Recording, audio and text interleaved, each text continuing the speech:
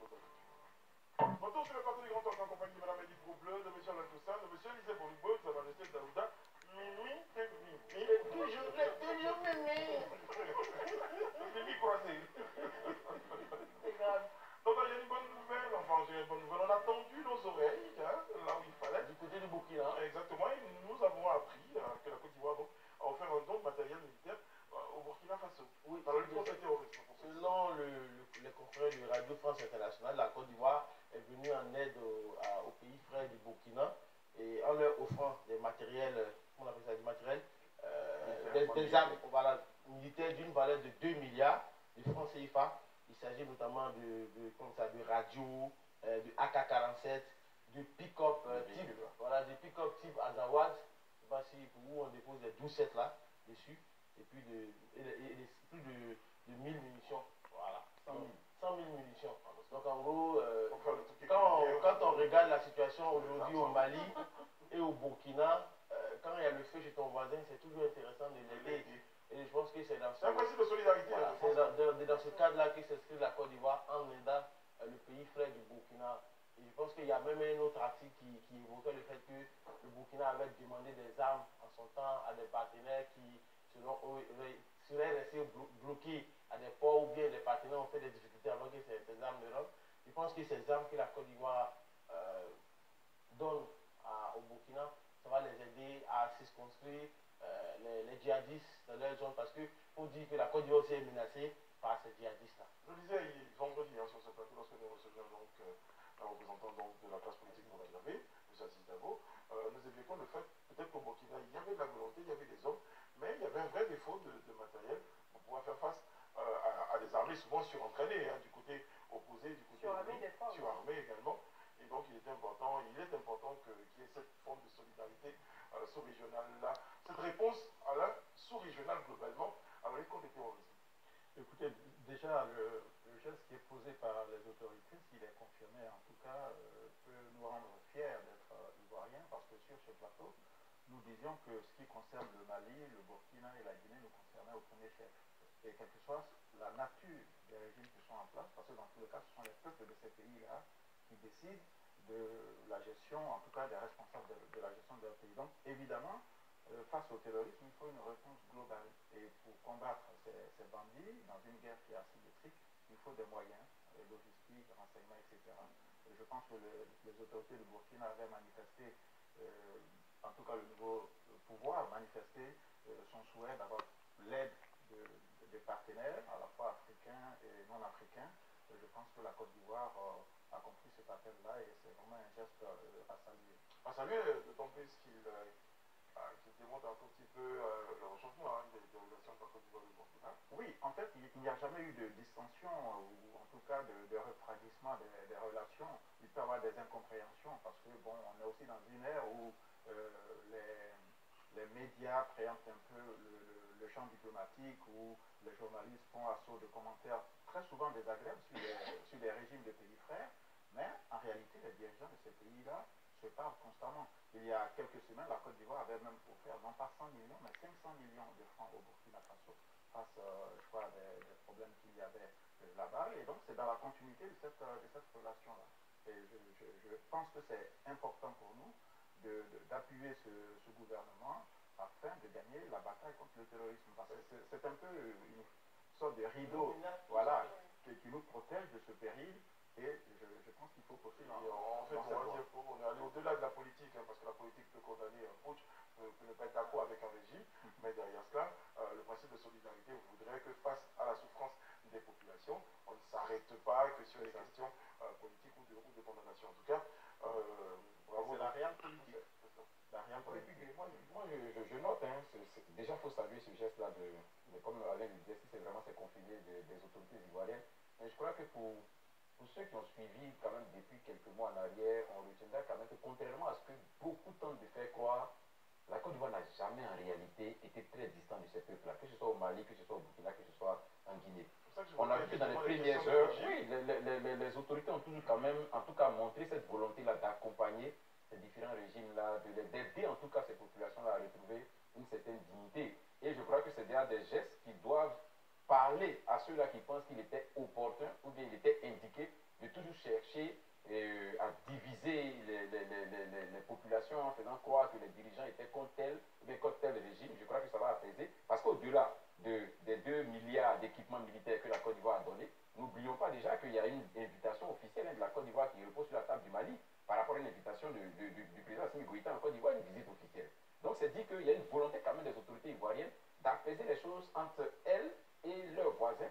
Parce que comme on l'a tous bien dit ici et que Anel a rappelé à justice d'ailleurs, la menace pour le péril du Mali, c'est le péril de la Côte d'Ivoire. Le péril du Burkina, c'est le péril de la Côte d'Ivoire. Donc on est tous obligés de vraiment se serrer les coudes pour lutter contre cette situation. C'est là que moi je viens maintenant pour dire qu'il faut que la CEDEAO aille un peu vite. C'est vrai que dans les dernières résolutions, du dernier sommet, il avait été dit qu'on devait mettre en place une force militaire vraiment qui allait monter en puissance pour aider, pour appuyer, pour spécialement s'attaquer à la question terroriste. Je crois que c'est bien, c'était une très belle initiative, mais maintenant il faut la matérialiser en allant un peu vite, parce que là, les territoires sont en train d'être conquis au jour par ces terroristes-là, et c'est les populations qui meurent. Donc il faut qu'on accélère à ce niveau. On revient à l'impérieuse question du financement de ces armées. C'est ce que j'allais dire. Bon, en entendant que la CEDEAO ait les moyens, parce que pour le moment, même les pays membres ne contribuent pas. On a la Côte d'Ivoire qui est régulière, qui paye, et d'autres moins. Et donc, on est obligé de s'en remettre à l'Union européenne ou à d'autres partenaires internationaux pour assurer les moyens de notre propre sécurité. Mais sur le papier, oui, il y a une force d'alerte, mais dans la réalité, je pense que les États devront compter sur eux-mêmes et sur leurs partenaires, notamment les voisins immédiats. Tu parlais des populations, oui. Il faut dire que depuis quelques mois, il y a plus de 8500 réfugiés burkinabés qui sont en Côte d'Ivoire, sur le territoire ivoirien. Et on parle de l'HCR parle de 20 000 dans les pays frontaliers, notamment Côte d'Ivoire, Niger et les autres pays. Et franchement, je dis, si on ne lutte pas comme ça, ça risque de nous prendre à la gorge et ça sera très compliqué. En tout cas, la Côte d'Ivoire prend la menace au sérieux au regard du réarmement logistique donc, de ces forces armées. Il y a du 13 au 16 mars, elle a abrité un séminaire donc, avec des entreprises et des startups françaises qui sont spécialisées dans l'industrie de l'armement. Donc des négociations sont en cours pour pouvoir on va dire changer exactement du soutien exactement, donc permettre à la Côte d'Ivoire de pouvoir avoir les meilleures offres en termes d'armement venant d'entreprises françaises. Je pense que et ce réarmement logistique et également le centre de lutte contre le terrorisme, voilà l'académie de lutte contre le terrorisme qui a Jacques Denis. On a eu récemment l'opération Flintlock également qui a permis à plusieurs pays, aux forces armées de plusieurs pays de venir créer des services militaires. On est en alerte, on est déterminé et on mutualise également nos forces. La population burkinabé et malienne, oui, ce message-là, c'est pour vous. Vous qui pensez toujours que la Côte d'Ivoire est contre vous. Oui, que les Ivoiriens ne vous aiment pas. Qu'Alassane Ouattara est ceci. Alassane Ouattara est, comment dirais-je, la Côte d'Ivoire, c'est la sous-préfecture de la France. Alassane Ouattara est manipulé par les Français. Patati patata là. Aujourd'hui, le président Alassane Ouattara vient de faire un grand geste envers les frères burkinabés. Oui, envers les frères burkinabés afin de pouvoir combattre le terrorisme dans leur pays. Il y a des personnes qui parlent, telles que les Kémy Seba, telles que les Nathalie Nyamanyama, telles que les Franklin Nyamsi. Ça là, ils ne parlent pas de ça. C'est-à-dire les actes que le président Alassane Ouattara pose envers ses frères, ses voisins là, ses influenceurs ou ses je ne sais quoi, ne parlent pas de ça. Mais quand il s'agit de dénigrer le président Alassane Ouattara, ils sont premiers. Mais les actes que le président Alassane Ouattara pose envers ses voisins, oui, envers ses frères, ces personnes ne parlent pas de ça. Que de vouloir dénigrer tous les jours le président Alassane Ouattara. Aujourd'hui, le président vient de vous démontrer qu'il est un homme, un président vraiment qui a un grand cœur. Oui, qui aime ses voisins. Oui, qui aime le peuple burkinabé, qui aime même le peuple malien, puisqu'il a essayé d'inviter Assimi Goïta. Donc on lui a dit non, c'est un piège, Vous voyez l'acte qu'il vient de poser. Pour vous dire qu'on a un président qui a un cœur blanc. Oui, qui veut la paix. Oui, dans la sous-région. Et voilà l'acte qu'il vient de poser. Et ça, personne ne parle de ça. Personne. Ni les influenceurs burkinabés, ni les influenceurs maliens, ni les, je ne sais quoi, ni les influenceurs maliens et autres. N'est-ce pas? Mais moi, je vais de vous dire aujourd'hui, voici l'acte que le président Alassane Ouattara a posé envers ses voisins. Pour vous dire que Alassane Ouattara aime son peuple. Donc ce message-là, c'est urgent, c'est pour les Burkinabés. Eux, les Maliens. Si ceux, il ne pas que, dis pas que plus, depuis l'Europe de l'Est. Ça va vous, oui, permettre, oui, de nous respecter, nous les Ivoiriens. Voilà. Vous voyez le grand cœur du président Alassane Ouattara. Le grand cœur. Alors que on aurait appris que non, c'est la Russie qui devrait vous armer. La Russie est passée où? Oui, la Russie est où? La Russie est passée où? Pourtant, récemment, on a vu des drapeaux russes un peu partout dans la ville du Burkina Faso. On veut la Russie, on veut la Russie. La Russie est où? Pour vous dire que c'est même chaud sur la Russie en Ukraine. Oui, c'est même chaud sur la Russie en Ukraine. On vous a même dit que la Russie vise ses intérêts en Afrique. Oui, aujourd'hui, les Burkinabés sont en train de mourir. Oui, le djihadiste est en train de frapper. Où sont passés les Russes? La population burkinabé allait attaquer, comment dirais-je, l'ambassade de la France. Abat la France, abat la France. Les drapeaux russes par ici, par là. Abat la Côte d'Ivoire. Ils ont même fait un dessin animé pour dire que non, après la Burkina Faso, c'est la Côte d'Ivoire. Venez, vous allez comprendre. Si on arrive à donner 2 milliards au Burkina, pour pouvoir 2 milliards d'armes au Burkina, vous pensez que c'est les djihadistes qui pourront faire face aux Ivoiriens, face à l'armée ivoirienne?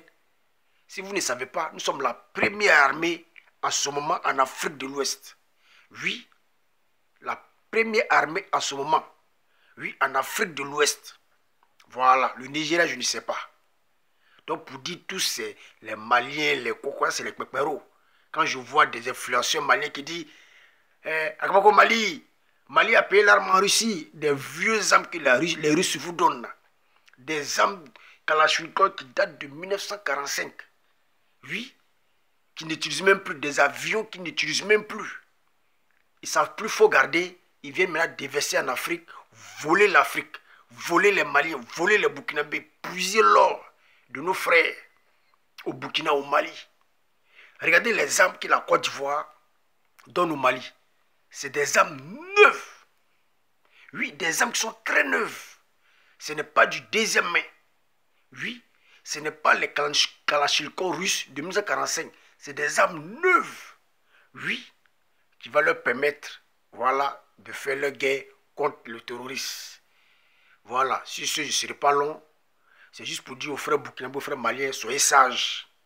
Oui, soyez sages. Oui, soyez sages. Sinon, vous risquez de détruire votre pays au profit, oui, de la Russie.